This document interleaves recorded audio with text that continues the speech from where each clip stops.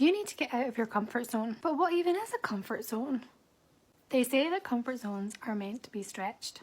But why is that when the need for comfort is natural and essential for our survival? Comfort brings a sense of calm and safety, and surely that is a good thing. So today in our journals, I thought we could write about the things that stretch us and the feelings that accompany that. Reflect on a time when you stepped out of your comfort zone. How did you feel about it at the time? How did this experience contribute to your personal growth? In one of our journaling sessions, I think it was about 2 months ago, I said, you are never too old. And I absolutely meant that when I said it. We often forget change does take time, but actually there's no better time to start than today.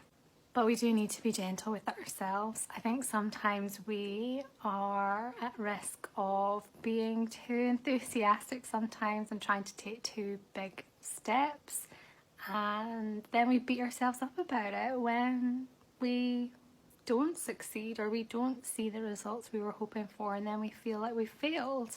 So one of the other things that I was going to write about today, maybe you could reflect on as well, is who have you got around you that you could maybe get some support from and speak to about the changes that you want to make, or a challenge that you want to overcome, and see if you can, I guess, normalize some of those feelings, because when you feel that discomfort, like we all feel that discomfort, and I think it can just make it a wee bit easier to manage both the change and our discomfort around that.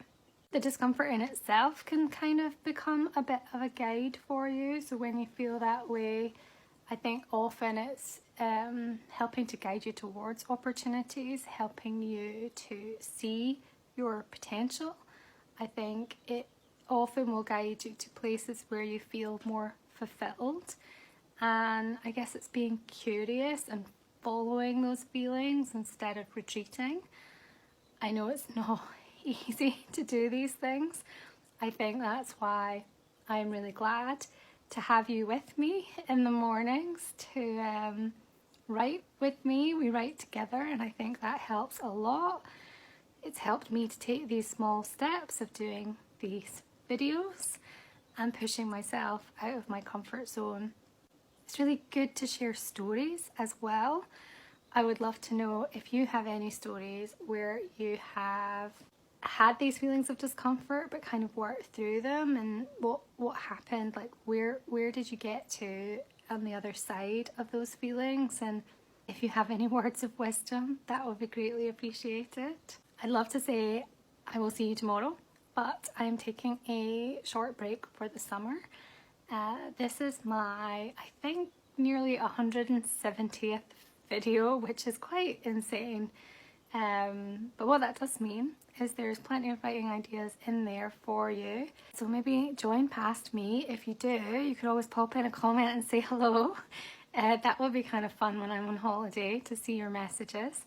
And yeah, I guess thinking about comfort zones, one thing I'm considering is putting this content onto somewhere like YouTube so that it's a little bit more accessible and easy to find.